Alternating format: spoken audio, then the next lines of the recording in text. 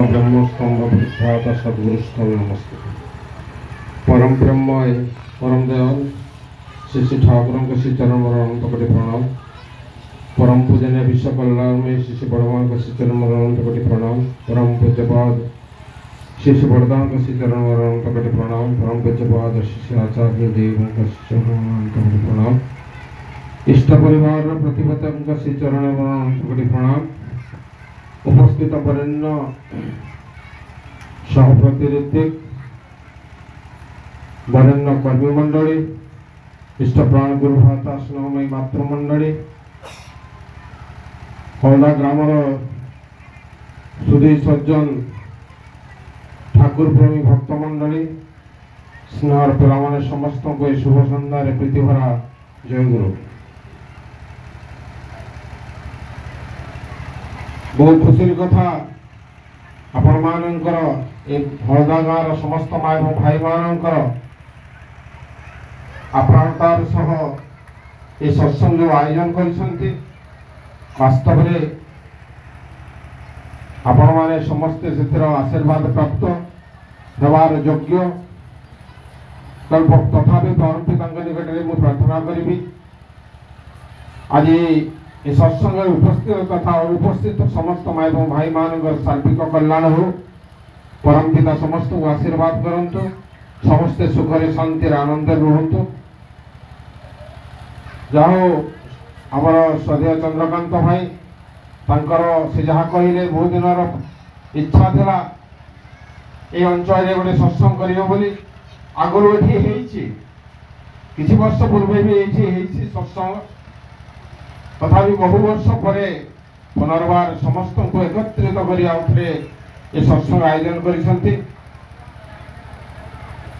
तो भाई माने सुंदर भाव में परम पितांकर कथा तो उपस्थापित कर संक्षिप्त समय भितर मुझे संक्षिप्त आलोचना रखी कहीं सत्संग गोटे समय निर्धारित थाए 1.5 घंटा भितर सरवा कथा जेहेतु आज एक विशेष सत्संग उत्सव मुखर सत्संग तेणु आम मैंने 10-15 मिनट अधिका अतिक्रांत करवा बोली सभापति निगमानंद भाई सहित कथा तो जहाँ भी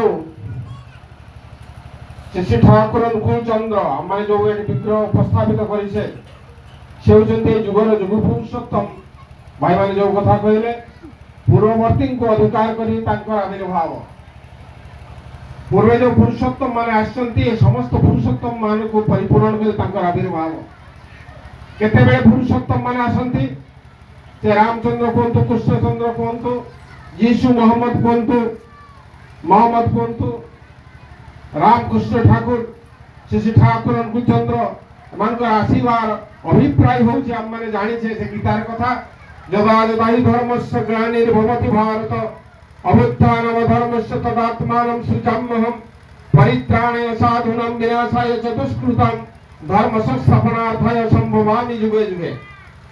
एटा गीतारे प्रभु श्री कृष्ण कहिथिले। तबे ये प्रत्येक युगर विभिन्न प्रकार मत अछि युग माफिक पुरुषोत्तम मान आविर्भाव होई थाए सेतेबेले समय थिला केते जण पापी दुष्ट चरित्र व्यक्ति को निधन कर धर्मराज्य प्रतिष्ठा करबा पई परम पिता पुरुषोत्तम मान आविर्भाव होता किंतु ए जुगे श्री ठाकुर को प्रश्न कराई ठाकुर आप जो ए जुगे आसिले पुरुषोत्तम भाव में आविर्भाव होती आपण को पापी मान को निपात करी विनाश करी धर्मराज्य प्रतिष्ठा करेंगे। श्री ठाकुर कहती जड़े पाप करे ताकू पापी कहा जाए समस्त मनीष भितर भल भाव अच्छी देवत्व भाव अच्छी एवं पाप प्रवृत्ति अच्छी तार पाप प्रवृत्ति का काढ़ीदेले मनुष्य सब मनुष्य भल मनुष्य परिणत हे तेणु से पाप प्रवृत्ति काढ़ी भल मनुष्य करने श्री ठाकुर आविर्भाव आम मान चरण चरित्र खराब है आम कहे खराब लोक ना कौन सी लोक खराब हमें आज जो मैंने उपस्थित अच्छा मुझे समस्ते ए धार्मिक पुरुष समस्त परम पिता श्री ठाकुर को भल पाती ना आज दौड़ी आसी न तेरे ग्रहण करवा न करवा ये तो भिन्न कथा ତେଣୁ ଆମ ଭିତରେ ଯୋଉ ଆବିଳତା ରହିଛି, ପାପ ପ୍ରବୃତ୍ତି ରହିଛି, କୁସଂସ୍କାର ରହିଛି, ତାକୁ ବାହାର କରି ଗୋଟେ ସୁସଂସ୍କୃତ ହେବା ପାଇଁ, ଭଲ ମଣିଷ ହେବା ପାଇଁ ଶ୍ରୀ ଠାକୁରଙ୍କର ଆବିର୍ଭାବର ଉଦ୍ଦେଶ୍ୟ। ଏଇଟା କେମିତି ସମ୍ଭବ ହେବ ନା ଶ୍ରୀ ଠାକୁର ଆସି ଗୋଟେ ଦୀକ୍ଷାର ପ୍ରବର୍ତ୍ତନ କରିଛନ୍ତି, ସଦୀକ୍ଷାର ବ୍ୟବସ୍ଥା କରିଛନ୍ତି। ଯୋଉ ସଦୀକ୍ଷା ମାଧ୍ୟମରେ ଶ୍ରୀ ଠାକୁର ଆଣିଥିବା ବୀଜ ମନ୍ତ୍ରକୁ ଭର୍ତ୍ତି କରାଯାଏ, ବୀଜ ମନ୍ତ୍ରକୁ ଦିଆଯାଏ। ସେ ବୀଜ ମନ୍ତ୍ର ଶରୀର ଭିତରେ ପ୍ରବେଶ କଲେ, ଅନ୍ତରାତ୍ମା ଭିତରେ ପ୍ରବେଶ କଲେ, ଆମର ଭିତରେ ଯେତେ ପ୍ରକାର କୁସଂସ୍କାର ଅଛି, ଖରାପ ଚରିତ୍ର ଅଛି, ଦୁଷ୍ଟ ଚରିତ୍ର ଅଛି, ସେ ସବୁ ଚରିତ୍ରକୁ ସେ ବିନାଶ କରେ। ତେଣୁ ଏ ନାମଟା ହଉଛି ସବୁଠାରୁ ଗୁରୁତ୍ୱପୂର୍ଣ୍ଣ ଜିନିଷ। ଏ ନାମଟା ଦୀକ୍ଷା ମାଧ୍ୟମରେ ଦିଆଯାଏ। ଯୋଉମାନେ ଦୀକ୍ଷା ନେଇଛନ୍ତି, ମୁଁ ଜାଣିଛି ଏଇ ହଳଦା ଗାଁରେ ଅନେକ ପୁରୁଣା ସତ୍ସଙ୍ଗୀ ଅଛନ୍ତି, ହୁଏତ ବର୍ତ୍ତମାନ ସେମାନେ କରୁନଥାଇ ପାରନ୍ତି, କିନ୍ତୁ ଠାକୁର ସେମାନଙ୍କୁ ଛାଡ଼ି ନାହାନ୍ତି। ଆଜି ଅନେକ ପୁରୁଣା ଗୁରୁ ଭାଇ ମା ମାନେ ଅଛନ୍ତି, ଆମେ ଜାଣିଛେ। ତେଣୁ ଆଜି ସେମାନଙ୍କର ପାଇଁ ସୁଯୋଗ ଆସିଛି ମଧ୍ୟ, ସେମାନେ ପୁନର୍ବାର ଆଉ ତାକୁ କାମରେ ଲଗେଇବା ଦରକାର, ପୁନଶ୍ଚରଣ କରିବା ଦରକାର, ଠାକୁରଙ୍କ ପ୍ରତ୍ୟେକଟି ବିଧାନକୁ ମାନି ଚାଲିବା ଦରକାର। ଯାହା ବି ହଉ, ଶ୍ରୀ ଠାକୁର ଆସି ସେ ବୀଜ ମନ୍ତ୍ର ଦେଇଛନ୍ତି ଆମମାନଙ୍କୁ, ସେ ବୀଜ ମନ୍ତ୍ର ମନନ କରି ଚାଲିବା ଭିତରେ ଆମମାନଙ୍କର ଚଳନ ଚରିତ୍ର ସବୁ ପରିବର୍ତ୍ତନ ହେବ। ଭାଇମାନେ କହୁଥିଲେ ଧର୍ମର କଥା, ଆମମାନେ ସମସ୍ତେ ଧାର୍ମିକ କର୍ମୀ ମୁଁ କହୁଛି, କିନ୍ତୁ ବାସ୍ତବ ଧର୍ମ କଣ ଆମମାନେ ଠିକ ଭାବେ ଜାଣିନୁ, ଆମମାନେ ଠିକ ଭାବେ କରୁନାହୁଁ। କେମିତି ନା ତାର କାରଣ ହେଲା, ଧର୍ମ ମାନେ ଆମେ ବୁଝିଛେ ପୂଜା ପୋଷା କରିବା, ଘରେ ପୂଜା କରିବା, ବିଭିନ୍ନ ପ୍ରକାର ଦେବାଦେବୀଙ୍କର ମୂର୍ତ୍ତି ରଖିକରି, ଫଟୋ ରଖିକରି, ମନ୍ଦିର ଥିଲେ ମନ୍ଦିରକୁ ଯାଇକି ଭୋଗ ରାଗ ଲଗେଇବା, ଏଇଟା ହେଲା ଧର୍ମର କଥା। କିନ୍ତୁ ପୁରୁଷୋତ୍ତମ ମାନେ ଯେତେବେଳେ ଆସନ୍ତି, ଏ ଧର୍ମର ତରିକା ସେମାନେ ବତେଇ ଦିଅନ୍ତି। ଏଇଟା ବାସ୍ତବରେ ଧର୍ମ ବୋଲି କୁହାଯାଏ ନାହିଁ। ଠାକୁର କହିଲେ ବଞ୍ଚିବା ବଢିବା ପାଇଁ ଯାହା ଯାହା କରାଯାଏ, ବାଞ୍ଚା ବାଢାର ମର୍ମ ଯାହା ଠିକେଇ ଜାଣିସ୍ ଧର୍ମ ତାହା। ବଞ୍ଚିବା ଏବଂ ବଢିବା ପାଇଁ ଉପଯୁକ୍ତ ଭାବରେ ବଞ୍ଚିବା, ଉପଯୁକ୍ତ ଭାବରେ ବୃଦ୍ଧିପ୍ରାପ୍ତ ହେବା, ସେଇଟା ହିଁ ଧର୍ମ କୁହାଯାଏ। ଆମେ ଯଦି ମନ୍ଦିରକୁ ଯାଇ ଭୋଗରାଗ ଲଗାଉଥିଲେ ଧର୍ମ ହେଇଯାନ୍ତା, ବଞ୍ଚିବା ବଢିବାଟା ସୁନ୍ଦର ହୁଅନ୍ତା, ତାହେଲେ ଲୋକ ଯାହା ବଗିଚାରେ ଫଳ ଗଛ ଅଛି, ଯାହା ଯେ ଧନୀ ଲୋକ ବହୁତ ଭୋଗ ନେଇକି ଲଗେଇ ଦିଅନ୍ତା, ଲଗେଇଦେଲେ ସେ ଧର୍ମ ବହୁତ ଧାର୍ମିକ ପୁରୁଷ ହେଇଯାନ୍ତା। ବସିକରି ଠାକୁରଙ୍କର ପୂଜା ପାଠ କରୁଥିଲେ ଯଦି ଧର୍ମ ହେଇଯାନ୍ତା, ଲୋକ ଆଉ କିଛି କରନ୍ତେ ନା, ଖାଲି ବସିକରି ପୂଜା କରୁଥାନ୍ତେ, ମନ୍ଦିରକୁ ଯାଉଥାନ୍ତେ। ଏଇଟା ବାସ୍ତବରେ ଧର୍ମର କଥା ନୁହେଁ। ଧର୍ମର କଥା ହଉଛି ଜୀବନ ଚଳଣୀର କଥା। ବାସ୍ତବ ଜୀବନ ଚଳଣୀରେ ଆମେ ଯଦି ସତ୍ ପଥକୁ ଅବଲମ୍ବନ କରି ଚାଲିଥିବା, ସେଇଟା ହିଁ ଧର୍ମର କଥା କୁହାଯାଏ। ଆମମାନେ ଧର୍ମର କଥା କହୁ କିନ୍ତୁ କରୁନା। ଏଠି ପୁରୁଷୋତ୍ତମ ମାନେ ଯେତେବେଳେ ଆସନ୍ତି, ସେମାନେ ଧର୍ମ କେମିତି କରାଯାଏ ବାସ୍ତବ ଜୀବନ ଚଳଣୀରେ ସେଟା କରି ଦେଖେଇ ଦିଅନ୍ତି। ଆପନି ଆଚରି ଧର୍ମ ଅପରେ ଶିଖାନ୍। ପୁରୁଷୋତ୍ତମ ମାନେ ଯେତେବେଳେ ଆସନ୍ତି, ପ୍ରତ୍ୟେକ ପୁରୁଷୋତ୍ତମର କଥା ମୁଁ କହିବି, ଖାଲି ଶ୍ରୀ ଠାକୁରଙ୍କର କଥା ନୁହେଁ। ଯେତେ ଯୁଗ ପୁରୁଷୋତ୍ତମ ମାନେ ଆସନ୍ତି, ତାଙ୍କର ଜୀବଦ୍ଦଶା ଭିତରେ, ତାଙ୍କର ପଞ୍ଚ ମହାଜୀବନ ଭିତରେ, ବ୍ୟକ୍ତି ଜୀବନ, ଦାମ୍ପତ୍ୟ ଜୀବନ, ପରିବାର, ସମାଜ, ରାଷ୍ଟ୍ର ଜୀବନ ଭିତରେ ପ୍ରତ୍ୟେକଟି କଥା କଣ୍ଠାଏ କଣ୍ଠାଏ ସେମାନେ କରିକି ଦେଖନ୍ତି, ଏ ମଣିଷ ସମାଜକୁ ଦେଖାନ୍ତି। କିନ୍ତୁ ଆଜି ଆମମାନେ ଧର୍ମର କଥା ଖାଲି କହୁଛେ, ଧର୍ମର କଥା ଶୁଣୁଛେ, ଧର୍ମର କଥା ପଢୁଛେ, ଧର୍ମ କିନ୍ତୁ କରୁନାହୁଁ। ଏ ଧର୍ମଟା ଶୁଣିବା, କହିବା, ପଢିବାର ଜିନିଷ ନୁହେଁ, ଏ ଧର୍ମଟା କରିବାର ଜିନିଷ। ଗୋଟେ କାହାଣୀ ଗୋଟେ କହିବି, ତାର ଭିତରେ ଅନେକ ବାସ୍ତବତା ଅଛି। ସେ କାହାଣୀ ଭିତରେ ଆଜିକାଲି ଆମେ ପ୍ରବଚନ ଦେଖୁଛେ, ବିଶେଷ ଭାବରେ ଟାଉନ ମାନଙ୍କରେ ଅନେକ ଆସୁଛନ୍ତି, ବିଭିନ୍ନ ପ୍ରକାର ଧର୍ମର କଥା ପ୍ରବଚନ ଦେଉଛନ୍ତି। ଏ ସତ୍ସଙ୍ଗରେ ତ ଆମେ ଯୋଉ କହୁଛୁ, ଏଟା ପ୍ରବଚନ କୁହାଯାଏ ନାହିଁ, ଏହାକୁ ଯାଜନ କୁହାଯାଏ। ଏଟା ପ୍ରବଚନ ନୁହେଁ। କିନ୍ତୁ ଯୋଉମାନେ ଆସନ୍ତି ପ୍ରବଚନ ଦିଅନ୍ତି, ରାମଚନ୍ଦ୍ରଙ୍କ ବିଷୟରେ ହଉ, କୃଷ୍ଣଚନ୍ଦ୍ରଙ୍କ ବିଷୟରେ ହଉ, ବା ଯାହା ବିଷୟରେ ହଉ। ସେମିତି ଜଣେ ପଣ୍ଡିତ ଥିଲେ, ବ୍ରାହ୍ମଣ, ବୁଦ୍ଧ ବ୍ରାହ୍ମଣ, ସେ ଚାରିଆଡେ ବୁଲୁଥାନ୍ତି ପ୍ରବଚନ ଦେଇ। ତା ସମୟ ଆସିଛି, ତାଙ୍କ ଗାଁରେ ଗୋଟେ ପ୍ରବଚନ ଦେବାର ସମୟ ଆସିଛି। ଅନେକ ଲୋକ ପାଖାପାଖି ଅଞ୍ଚଳର ଲୋକମାନେ ଆସି ଜମା ହେଇଛନ୍ତି। ସେ ପ୍ରବଚନ ଦେବା ପାଇଁ ଯିବେ। ସଂକ୍ଷିପ୍ତରେ ମୁଁ କହିବା ପାଇଁ ଚାହେଁ, ସେ ଯେତେବେଳେ ପ୍ରବଚନ ଦେବା ପାଇଁ ଯିବା ଆଗରୁ ତାଙ୍କ ସ୍ତ୍ରୀକୁ ସେ କହୁଛନ୍ତି ଯେ ବହୁତ ଦିନ ହେଲା ମୁଁ ପ୍ରବଚନ ଦେଇ ବୁଲି ବୁଲି ପାଟିଟା ଖରାପ ହେଇଗଲାଣି, ଠିକ ଖାଇବା ପାଇଁ ମିଳୁନାହିଁ। ତୁ ଟିକେ ଆଜି ଶୁଖୁଆ ପୋଡା ଟିକେ କରିଥିବୁ, ପଖାଳ ଦିଟା କରିଥିବୁ, ଆଉ ଏଇ ବାଇଗଣ ଭଜା ଟିକେ, ବାଇଗଣ ପୋଡା, ଏଇ ବିଭିନ୍ନ ପ୍ରକାର ଏଗୁଡା କରିବୁ, ଟିକେ ଶୁଖୁଆ ଟିକେ ନିହାତି କରିବା ଦରକାର। कहीं पार्टीटा मोर खराब हो जाए ये सब सारा जिन खाई खाई से कहले ठीक अच्छे मुझे रखिली तुम्हें आसले खाइब किए जाइए प्रवचन देवाई प्रवचन दे दो से कहते माछ मांस खासना और प्याज रसुण मादक छाड़ समस्त कहते माछ मांस खाइबा क्षतिकारक शरीर पर क्षतिकारक आयुष नष्ट हो जाए लोक मरी जाते प्याज रसुण खाइले शरीरटा माने तार मस्तिष्कटा क्षिप्र हो जाए से कौन भल मंद विचार करि पारे नाही तार आयुष कमी जाए विभिन्न प्रकार तार जो जेते सब माने माछ मांस प्याज रसुण जो खाइबा द्वारा जहाँ जहाँ क्षति हुए शरीर ये समस्त कथा समस्त को आलोचना करछंती तेणु भाई माने समस्त निवेदन से करछंती जे प्याज रसुण माछ मांस खाइबे नाही सात्विक आहार करिवे सात्विक आहार करले बयस बुद्धि हेबो आयुष वृद्धि हेबो समस्त सुस्थ रहे विभिन्न प्रकार कथा कहले ताको स्त्री से चिंता कले जे मोर स्वामी तो बाहर को जानती तो प्रवचन देवा मु तो जाई शुणी पारे नहीं आज गाँव में से फटाफट फटाफट सब जिन रेडी कर देखे सी जाकर शुणुंट चुपकिना जे मो स्वामी आज कौन प्रवचन दौरान से सब शुणिले शुणिक से पलि आसो स्वामी घर को फेरवा आगु पलि आसिक जिते सब प्याज रसुण से आमिष फामिष जहाँ कर सब एकाठी सब फिंगी गोबर गादी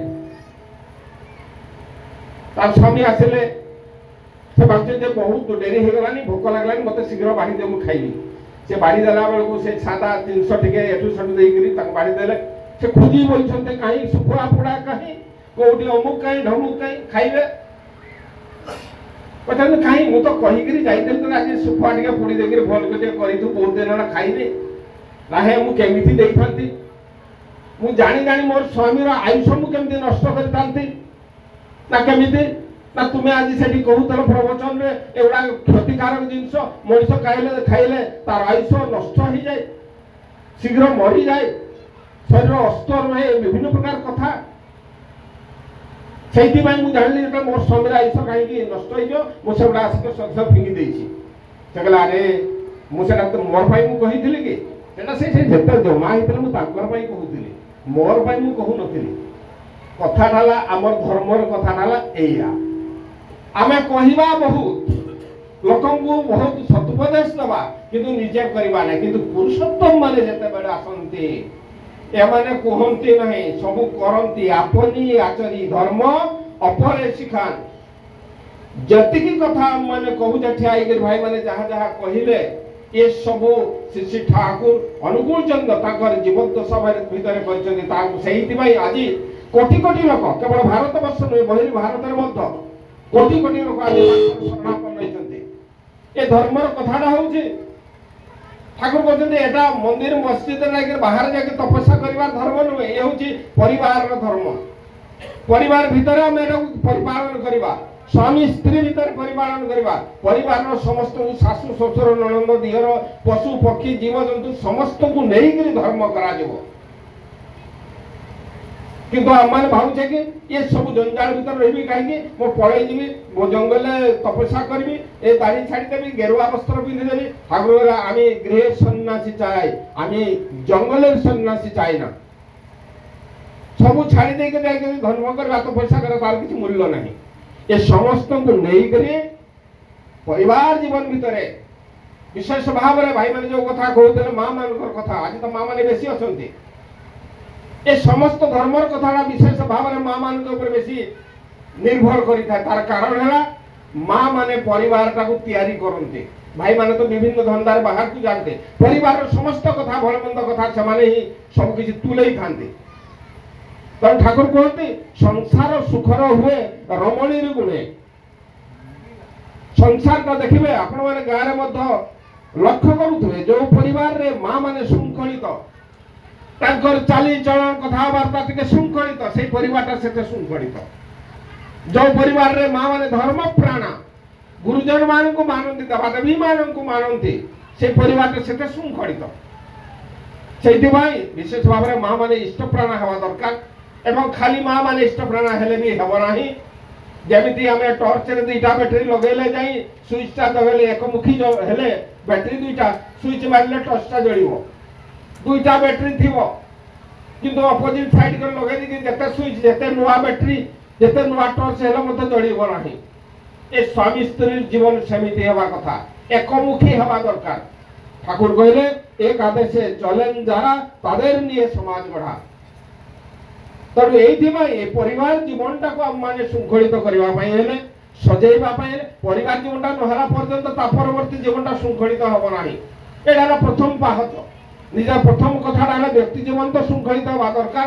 ব্যক্তি জীবন শৃঙ্খলিত করা হলে আমি ইষ্টনিষ্ঠ হওয়া সৎসঙ্গ শরণ নেওয়া দরকার, ঠাকুরঙ্ক শরণ নেওয়া দরকার, সদ্দীক্ষার দীক্ষিত হওয়া দরকার। ঠাকুর কুহতি তুমি সদ্দীক্ষার দীক্ষিত হও, সৎ নাম মনন কর, সৎসঙ্গর আশ্রয় গ্রহণ কর, ମୁଁ ନିଶ୍ଚୟ କରି କହୁଛି ତୁମର ଉନ୍ନୟନ ପାଇଁ ଆଉ ଚିନ୍ତା କରିବା ପାଇଁ ପଡିବ ନାହିଁ। ତେଣୁ ତାଙ୍କର ଶରଣାପନ୍ନ ହେଇ ଉଭୟ ସ୍ୱାମୀ ସ୍ତ୍ରୀ ମାନେ ନିଷ୍ଠାର ସହ ତାକୁ ପରିପାଳନ କରି ଚାଲିଲେ ତା ପରବର୍ତ୍ତୀ ଜୀବନ ଆମମାନଙ୍କୁ ସୁଖମୟ ଶାନ୍ତିମୟ ହେବ। ସମୟ ଅତିକ୍ରାନ୍ତ ହେଇଗଲାଣି, ତେଣୁ ସମୟ ସୁବିଧା ସୁଯୋଗ ମିଳିଲେ ଆପଣମାନଙ୍କର ଯଦି ଆହୁରି ଇଚ୍ଛା ହୁଏ ଆହୁରି ସତ୍ସଙ୍ଗ କରନ୍ତୁ, ଘରେ ଘରେ ସତ୍ସଙ୍ଗ କରନ୍ତୁ, ଠାକୁରଙ୍କ କଥା ଜାଣିବା ପାଇଁ ଚେଷ୍ଟା କରନ୍ତୁ। ଏ ସତ୍ସଙ୍ଗ ପରେ ଯଦି ବି କେହି ମା ଏବଂ ଭାଇମାନେ ଠାକୁରଙ୍କ କଥା ଜାଣିବା ପାଇଁ ଇଚ୍ଛା ପ୍ରକାଶ କରନ୍ତି ଏଠି ଆସି ଆମମାନଙ୍କ ସହିତ ଯୋଗାଯୋଗ କରିବେ।